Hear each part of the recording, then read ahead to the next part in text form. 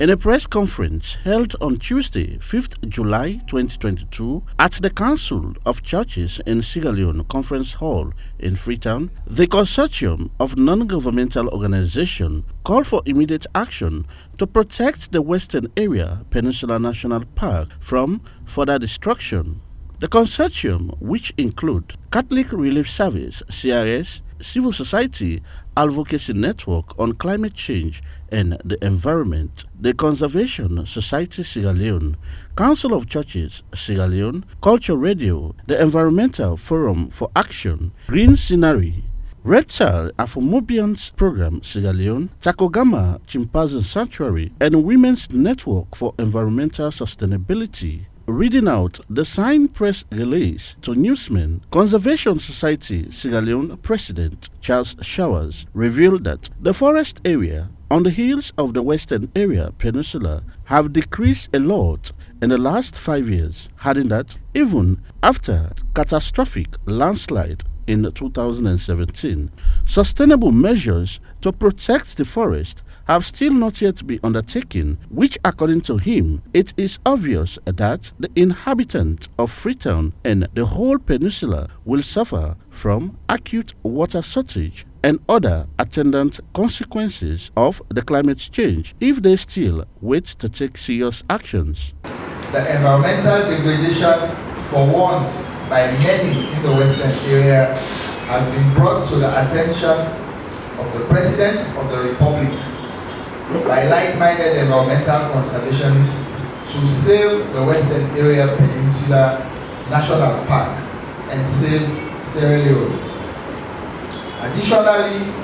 2 decades of experience, including 5 years of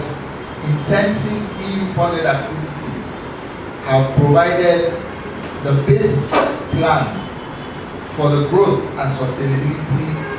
of the WAPNAP and its adjacent population of about 2 million. We rely on you to be a volunteer, environmental ambassador from the private sector,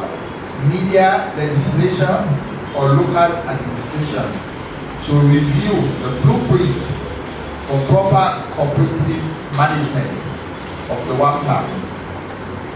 This call serves as a reminder of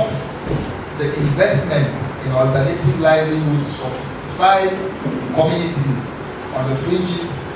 of the WAPNAP forest and the obligations of the civil servants implementing environmental policy. The call also serves as a reminder of existing and agreed environmental bylaws,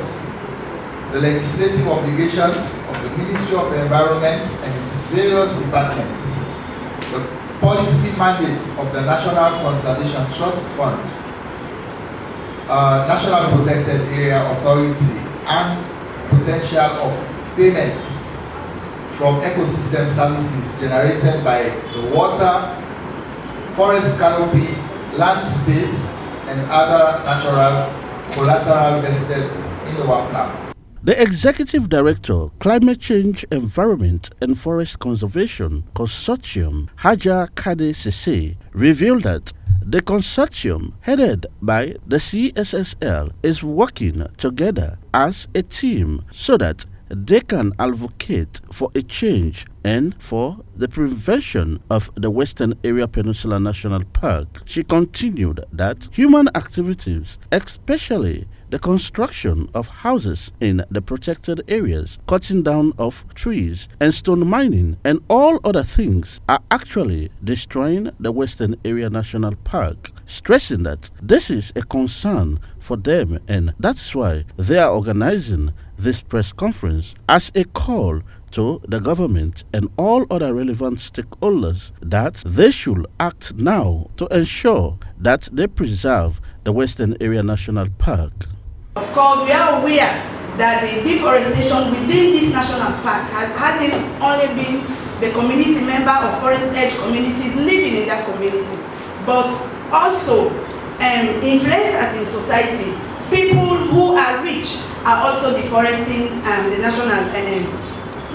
park. Of course, we can see the mighty houses there. Those houses are not built by local people or by vulnerable people. They are being built by those people that are influential in society. And that's why, as head of SEFCON, we have always been calling for a close collaboration and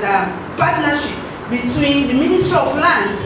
who are not only responsible for giving offers to citizens for government land, but they are also charged with the responsibility to issue out permits for building construction of houses. But we are saying, before any house is being constructed in this national park, or a survey plan is being signed, an offer is being issued, and also a building permit, the Ministry of Land should work closely with the National Protected Area Authority, who is tasked with the responsibility to issue a letter of no objection to ensure that houses are not constructed and within